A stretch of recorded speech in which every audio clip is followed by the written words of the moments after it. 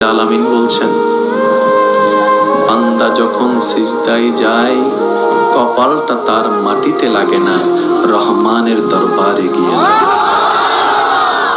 আফসোস আমাদের জন্য সেই সিজদাকে না বুঝার কারণে।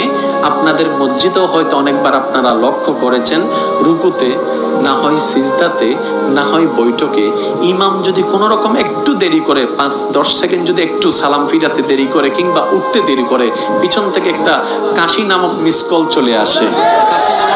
চলে আসে, ও ভাই তুই কাশলি কেন, তোর কি জক্কা হয়েছে?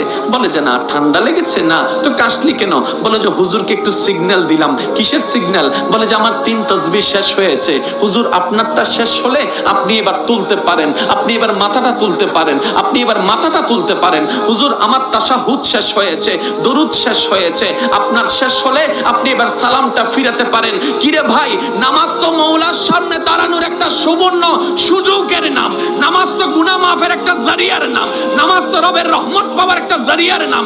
এখানে এসে তুই তাড়াতাড়ি করছিস কেন? বলে যে আফসোস, আমি নামাজটা জেনেছি, বুঝার মতো বুঝতে পারি।